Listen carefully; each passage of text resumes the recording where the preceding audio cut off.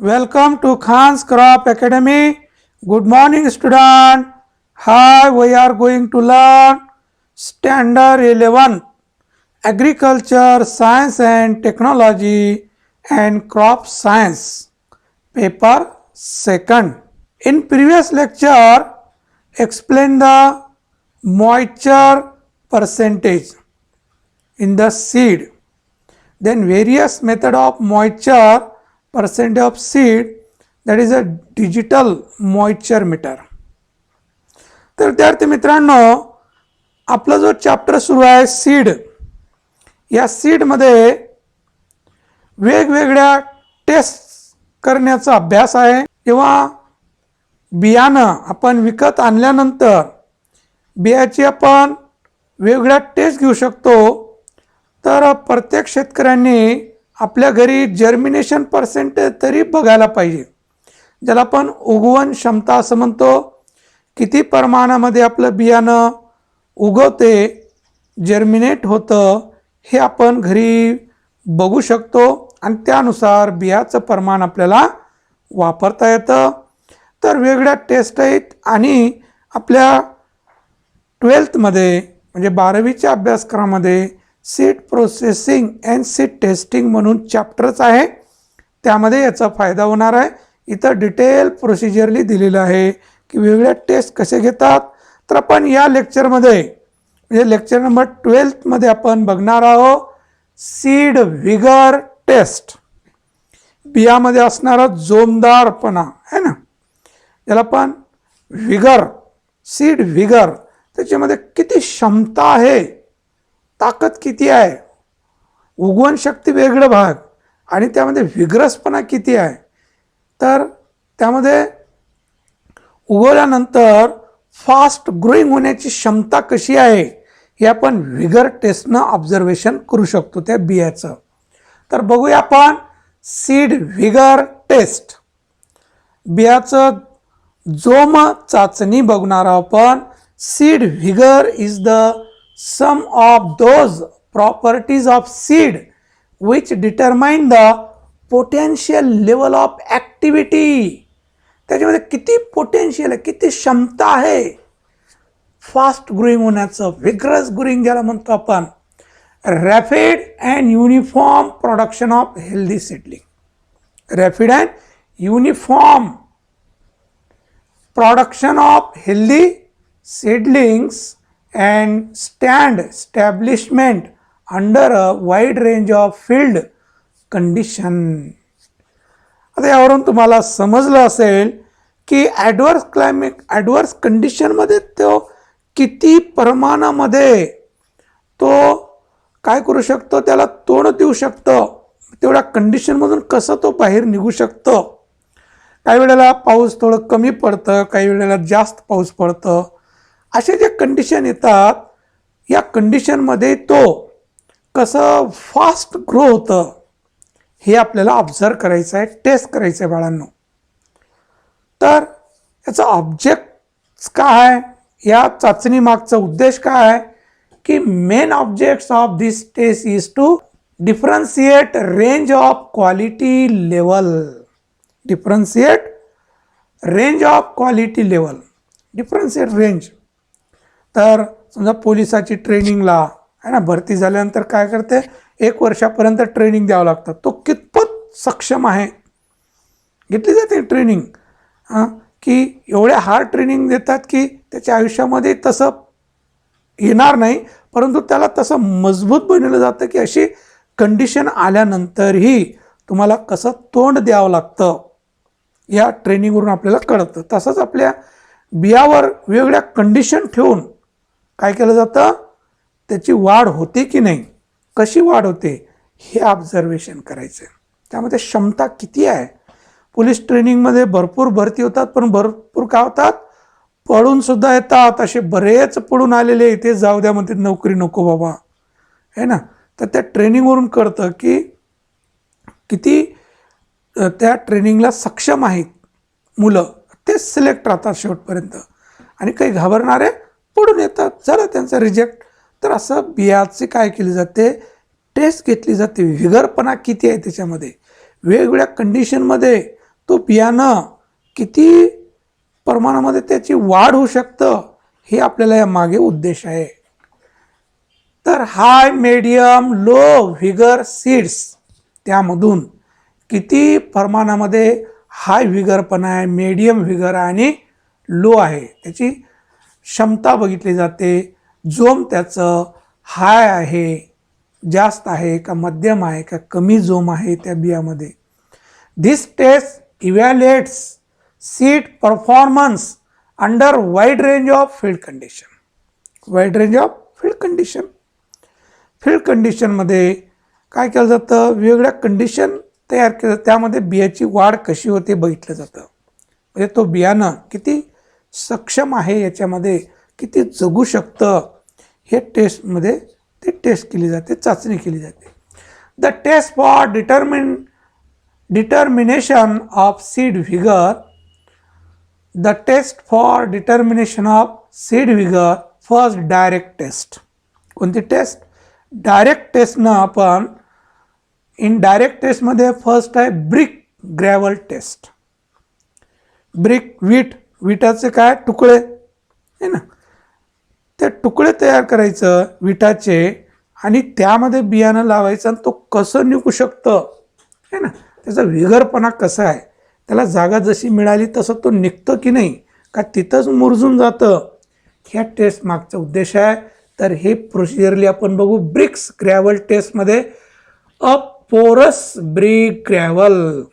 पोरस आहे ना, पोरस म्हणजे सछिद्रता. Porous brick gravel of 2 to 3 millimetre size is use. किती? 2 ते 3 मिलीमीटर साईजचे ग्रॅव्हल घ्यायचे. Porous. About 30 millimetre layer of moist gravel is placed about the seed. बियावर हे जे ग्रॅव्हल आहे ओलं करून अबाउट 30 मिलीमीटर म्हणजे अर्धा सेंटीमीटर एवढं त्याचं लेअर द्यायचं ग्रॅव्हलचं. काय करायचं? ग्रॅव्हल गिट्टीसारखं आपण म्हणतोय का, तसं त्या ब्रिकचे काय करायचे, ग्रॅव्हल तयार करायचं आणि त्याचं अर्धा सेंटीमीटर बियावर लेअर तयार करायचं, ओलं करायचं त्याला.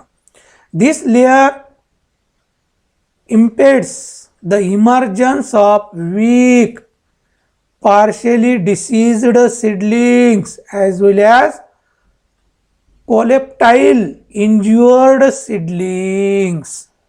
This layer impedes है ना, या लेअरमधून काय काय निघणार, इमर्जन्स होणार है ना, emergence of weak, partially diseased seedling as well as coleoptile injure seedling है ना. Vigorous seedlings are these emerged from layer of brick gravel. जे विग्रस सीडलिंग आहे तो काय निघून येणार, चांगलं लेअर येणार त्याचं है ना. तेव्हा आपण काय म्हणणार, बियाणं चांगलं व्हिगर आहे. काय म्हणणार? व्हिगर आहे, हाय व्हिगर, मीडियम व्हिगर आणि लो व्हिगर असं त्याचं कॅटेगरी केलं जाईल. देन सेकंड मेथड आहे डायरेक्ट टेस्टमध्ये paper piercing test. Paper piercing test. This test involve the use of sand plus a special paper disc through which seedlings penetrate. The paper piercing test ही जी आहे, this test involve the use of sand plus a special paper disc वापरायचं. sand तर घ्यायचं, paper disc through which seedling penetrate. तर या पद्धतीनं आपण वेगवेगळ्या taste घेऊ शकतो आपण. तर हे सिरियल क्रॉप म्हणजे तृणधान्य जे आहे त्याचं आपण हे व्हिगर टेस्ट करू शकतो. पुढे याची आणखीन आपल्याला माहिती बघायची आहे. तर हे strong seedling vigour, strong, high vigour, weak vigour and abnormal vigour, हे असं आपण काय करू शकतो, ऑब्झर्वेशन घेऊ शकतो. किती बियाणं लावले होते, किती रोपटे आले, त्यामध्ये किती स्ट्रॉंग आहेत, किती वीक आहेत, किती ॲबनॉर्मल आहेत, हे आपल्याला ऑब्झर्वेशन करता येते या टेस्टद्वारे. या पद्धतीनं बियाणं हे लो व्हिगर, बघा हे लो व्हिगर, हे मीडियम व्हिगर आणि हाय व्हिगर लक्षात. तर तिन्ही कंपॅरिझन आपल्याला करता येतं की हाय व्हिगर बघा भरपूर काय निघालेले सीडलिंग दिसत आहेत, मीडियममध्ये त्याच्यापेक्षा कमी संख्या आहे आणि लो व्हिगरमध्ये फारच कमी आहे. म्हणजे इथं लो व्हिगर आहे, काही 3-4 झाडं दिसत आहेत, बाकी बियाणं वापलेलं सुद्धा दिसत नाही. असं आपल्याला व्हिगर टेस्ट घेता येतं. डायरेक्ट टेस्टमध्ये it is used for cereal crops. मी अगोदर सांगितलं की नाही, ते जे रोपटे होते सिरियल क्रॉपचे होते, म्हणजे तृणधान्य, ज्वारी, मेज, मका, मेज म्हणजे मकाच, बाजरी, हे सिरियल क्रॉप, गहू, भात, हे जे सिरियल क्रॉप्स आहेत, in which seeds are placed on top with 1.25 centimeter moist sand and covered with special paper and kept for 8 days. 8 दिवसापर्यंत ओला कापड त्याच्यावर ठेवायचं. इनडायरेक्ट टेस्ट, आतापर्यंत कोणत्या बघितल्या आपण? Direct test. आता बघूया आपण indirect test. First count the number of normal seedlings counted at the first count for 5th days, 4 ते 5 दिवसांनी, represent the faster germinating seeds. Faster germinating seeds. Higher percentage of normal seedling during the first count indicates the seed vigor. आता indirect टेस्टमध्ये first counting जी आहे, the number of normal seedling counted, normal seedling किती आहे ते या अगोदर आपण slide जे दाखविले ना, नॉर्मल सीडलिंग, ॲबनॉर्मल, आहे ना, तर त्या पद्धतीनं हे इनडायरेक्ट टेस्ट आहे ना. तर इनडायरेक्टमध्ये आपल्याला काउंटिंग करावं लागतं. Higher percentage of normal seedling during the first count indicate the seed vigour, आहे ना. नॉर्मल सीडलिंग जास्त प्रमाण येत असेल तर काय म्हणणार आपण? हाय व्हिगर असं म्हणणार. देन स्पीड ऑफ जर्मिनेशन, जर्मिनेशनची स्पीड आहे ना, ते कशी बघितली जाते? Number of germinated seeds are counted every day from the first day and the cumulative index is made by the formula. तर हे जे फॉर्म्युला आहे त्या फॉर्म्युल्यानुसार स्पीड जर्मिनेशन आपल्याला पर्सेंटेज काढता येतं. तर हे फॉर्म्युला आपल्या टेक्स्टबुकमध्ये दिलेलं आहे. ते फिजिकली असतं, म्हणजे फिजिक्सच्या रिलेटेडमध्ये फॉर्म्युला असतं. त्या फॉर्म्युल्यामध्ये ठेवून आपल्याला जर्मिनेशन स्पीड काढता येतं. देन सीडलिंग ग्रोथ रेट, त्याचा ग्रोथ रेट कसा आहे ते आपल्याला काढता येतं. 20 seeds are placed in straight line on a paper towel moistened with distilled water and kept at an angle of 75 in a germinator at the optimum temperature. तर आपण 20 बियाणं आपण एका लाईनमध्ये, स्ट्रेट लाईनमध्ये, मॉइश्चर टावेलमध्ये, ओल्याव्या पेपर टावेलमध्ये त्याला काय करायचं, लाईनमध्ये बियाणं ठेवायचं. देन व्यवस्थित अंतराने and then distilled water and kept at an angle of 75 in a germinator at optimum temperature. व्यवस्थित तापमानामध्ये ते ठेवायचं.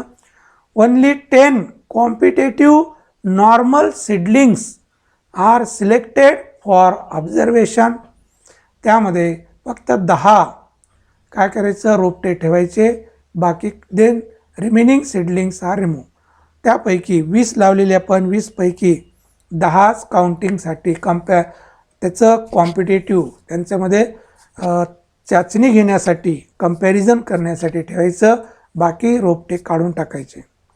For the next 10 days the length of each seedling is measure daily in centimetre.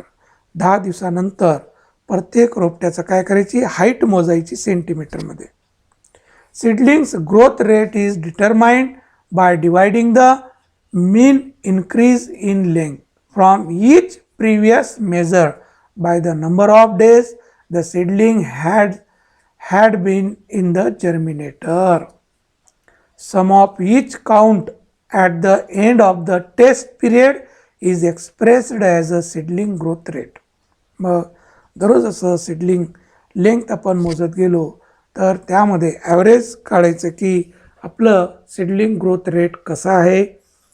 तर हे आपल्याला या लेंथ मेजरमेंट करून आपल्याला काढता येतं. प्रॅक्टिकली भाग आहे. देन सीडलिंग लेंथ हे तर झालं. Next seedling length. Length of 10 normal seedling grown in moist towel paper kept at optimum. Seedling length झालं ना आपलं. Seedling growth rate seedling growth rate बघितलं आपण. आता seedling length. Length of 10 normal seedling grown in moist towel paper kept at optimum temperature is measured in centimeter on the day of final count. तर 10 रोपट्याचं normal जे seedling आहे त्याचं काय करायचं, length measure करायची सेंटीमीटरमध्ये. The lot showing maximum seedling length is consider as a vigorous. तर maximum seedling length जी आहे, किती बियाची लेंथ फास्ट ग्रोथ होते त्यानुसार व्हिगरस आपल्याला काढता येतं बियाचं. Next seedling dry weight. सीडलिंगचं ड्राय वेट करून आपल्याला व्हिगरस काढता येतं. The weight of seedling excluding the cotyledon. Excluding cotyledon सोडून काय करायचं, त्या रोपट्याचं वजन करत राहायचं. Is taken on 10th day after oven drying at 100 degree Celsius for 24 hours in gram. 10 दिवसाचं रोपट्याचं काय करायचं, ओव्हन ड्रायमध्ये 24 तास ठेवायचं. किती, 100 degree Celsius तापमानामध्ये, आणि त्याचं वजन करायचं. The lot exhibiting the maximum seedling dry weight is consider as a vigorous. त्या वजनाने आहे ना, त्या रोपट्याचं काय केलं जातं, ड्राय वेट वजन केलं जातं 10 दिवसाच्या रोपट्याचं. त्यानुसार त्याचं व्हिगरपणा काढलं जातं. तर कॉटेलिडन सोडून बाकी भाग ड्राय करून त्याचं वेट करायचं. Vigour index length. A combination of standard germination test with seedling length provide broad evaluation of seedling vigour. Seed lot with high vigour index is consider as a vigorous. Vigor index length, a combination of standard germination test with seedling length provide broad evaluation of seedling vigor. त्याचं मूल्यांकन आपल्याला करता येतं. बी जोमदारपणा कसा आहे. Seed lot with high vigour index is consider as a व्हिगरस.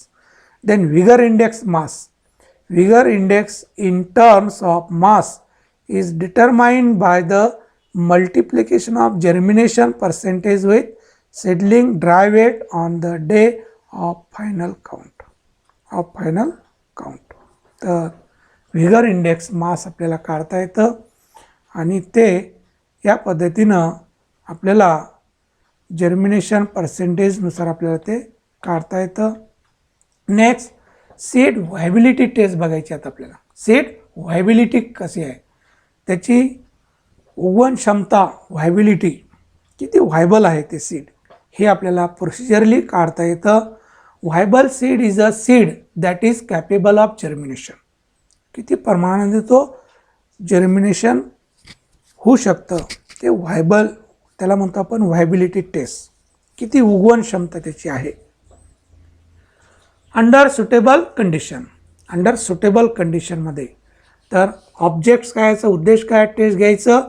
Object of the biochemical test is to determine quickly the viability of seed of certain species which germinates slowly by regular germination process. तर एक बायोकेमिकलनुसार हे काही मातीमध्ये लावून वगैरे बघितलं जात नाही, क्विक टेस्ट आहे. आणि क्विक टेस्ट घेता येतं आपल्या बियाणामध्ये व्हायबिलिटी किती प्रमाण आहे, त्याची व्हायबिलिटी कशी आहे, उगवण क्षमता किती प्रमाणामध्ये आहे, तर हे केमिकलद्वारे आपल्याला बघता येतं. तर फर्स्ट आहे टॉपोग्राफिकल टेट्राझोलियम टेस्ट और TZ टेस्ट म्हणतात त्याला.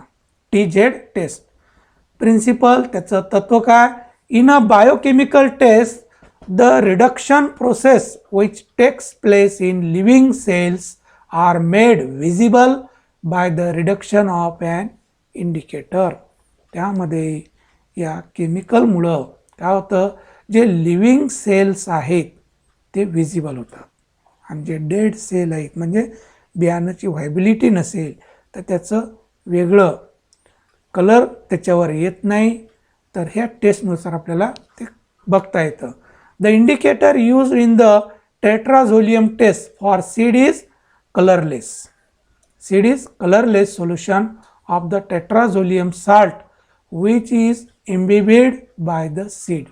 The indicator used in the tetrazoleum test for seed is a colorless. Colorless होतो. Colorless solution of the tetrazoleum salt which is imbibed by the seed. This make possible to distinguish the red colored living parts of seed from colorless dead ones. This make possible to distinguish the red colored living parts of seed. समजलं. तर जेवढं living part आहे सीडचं तो काय होणार, red colour होऊन जाणार आणि जे डेड आहे ते कलरलेस असणार आहे. कसं असणार आहे, कलरलेस. तर आपल्या यावरून कळतं की याचा भाग कोणतं डेड आहे ना. खास महत्त्वाचं काय, embryo. In addition to completely stained viable seed and completely unstained non-viable seed, partially stained seed may occur. In addition to complete stained viable seed, in addition to completely stained viable seed and completely unstained non-viable seed, partially stained seed may occur. Varying proportion of necrotic tissues occur in different parts of these partially stained seed. Localization and spread of necrosis in the embryo and on endosperm and the intensity of color determine whether such seed are classified as a viable और non viable. या कलरवरून आपल्याला कळलं. ह्या बघा लक्षात, हे पूर्ण colour आहे की नाही. तर हे कसं आहे, व्हायबल सीड आहे आणि एक कलर थोडं कलर झालेलं आहे आणि बाकी डिस्कलर आहे ना. तर हे कसं आहे, ॲबनॉर्मल आहे. आता या व्हायबल सीड या डिशमध्ये बघा पूर्ण कलर आहे म्हणजे बियाणं व्हायबल आहे, हे उगवू शकतं. आणि ॲबनॉर्मल, व्हायबल आहे, नॉन व्हायबल तिन्ही याच्यामध्ये. जे रंगाचे आहे ते कोणते आहेत, व्हायबल. आणि जे लाईट आहेत ते कसे आहेत, ज्याला आपण ॲबनॉर्मल म्हणणार, अर्धवट ॲबनॉर्मल. आणि जे रंग बदललेले नाही आहे त्याला आपण काय म्हणणार, नॉन व्हायबल. आणि हे जे काहीच झालं नाही त्याच्यावर ते तर डेड सीडच आहेत. हे लक्षात. तर यामध्ये तर काहीच सेल लिव्हिंग नाही आहे म्हणून याला त्या स्टेन कलरच येत नाही. तर हे कसं आहे, डेड सीड आहे, हे व्हायबल होणारच नाही.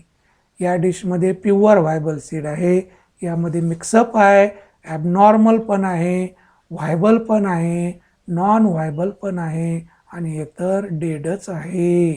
ह्या पद्धतीनं TZ टेस्टनं आपल्याला बियाची व्हायबिलिटी टेस्ट करता येते, तेव्हाच्या तेव्हा क्विक. हे बायोकेमिकल टेस्ट आहे. कोणती टेस्ट आहे, बघा स्टेंड एम्ब्रियॉन्स आहे ना. हा एम्ब्रियो कसा आहे, स्टेन झालेला आहे म्हणजे व्हायबल आहे. कसं आहे, व्हायबल आहे. जे कलर झालं नसेल ते unviable. Then general direction, reagents 1% aqueous solution, that is pH 6.5 to 7 of tetrazolium chloride or bromide is used. If the pH of the distilled water is not within the range of 6.5 to 7.7, the tetrazolium salt should be dissolved in buffer solution. त्याची जी procedure सांगितलेली आहे, the buffer solution is prepared as a follow. इथं procedure आहे, each 4 replication of 100 seed, each from the pure seed, fraction of physical purity test. To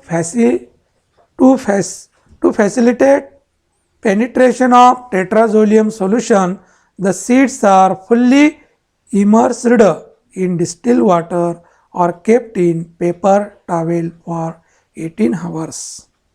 18 तासपर्यंत है ना.